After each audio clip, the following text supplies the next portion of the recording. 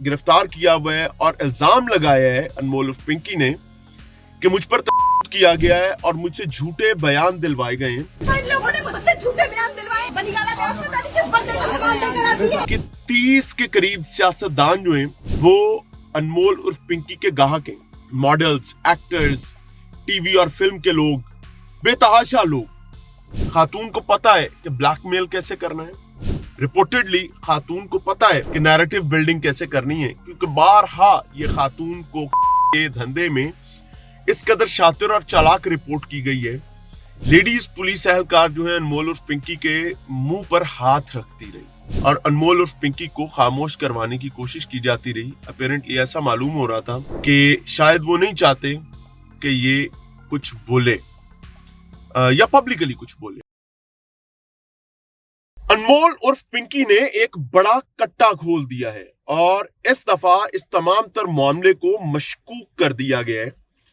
अनमोल उर्फ पिंकी ने एक बहुत बड़ा दावा कर दिया है। इन लोगों ने मुझसे झूठे बयान दिलवाए, बनीगाला में आप पता नहीं किस बंदे का सामान लेकर आती है। और ये तमाम तर दावा उस शोर गुगा के नतीजे में हुआ जो मकामी अदालत में पेशी के मौका पर अनमोल उर्फ पिंकी ने अपना सर पर जो डाली हुई चदर है उसकी शनाख्त को छुपाने के लिए, उसकी हिफाजत की गर्ज से या जिस भी वजह से, उसको उठाते हुए चीखना, चिल्लाना, चांदड़े मारना शुरू कर दिया और उसने शोर गुगा मचा दिया कि इल्जामात बहुत संगीन है, कि इन तमाम लोगों ने मुझे 22 रोज से उठा रखा है। मुझे कराची से गिरफ्तार नहीं किया गया, मुझे गिरफ्तार लाहौर से किया गया है। लाहौर से गिरफ्तार करके यहां पर लाए हैं।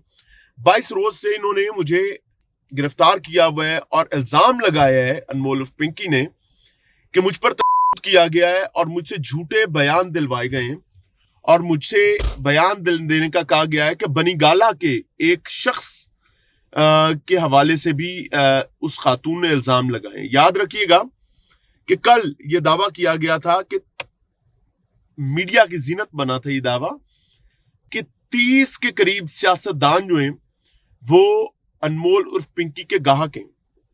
मॉडल्स, एक्टर्स, टीवी और फिल्म के लोग, बेतहाशा लोग। और ऐसा लगने लगा था कि अब पाकिस्तान में कोक का धंधा जो है वो नहीं हो पाएगा। अब पाकिस्तान में कोक धंधे की रानी, महारानी, कोइन जो है अनमोल उर्फ पिंकी, वो हिरासत में आ गई है।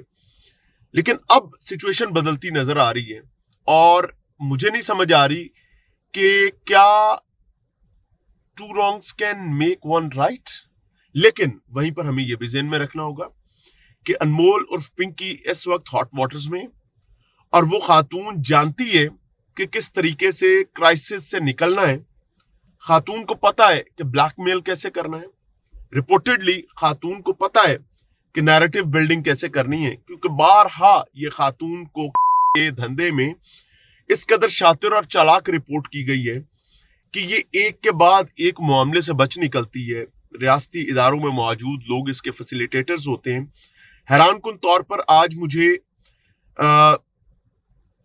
शर्मिंदगी हुई जब अनमोल और पिंकी ने ऑल ऑफ द सडन अपना इस वक्त इस तरह से उठाया और उसने एक बहुत बड़ा दावा कर दिया। मीडिया रिकॉर्ड कर रहा था।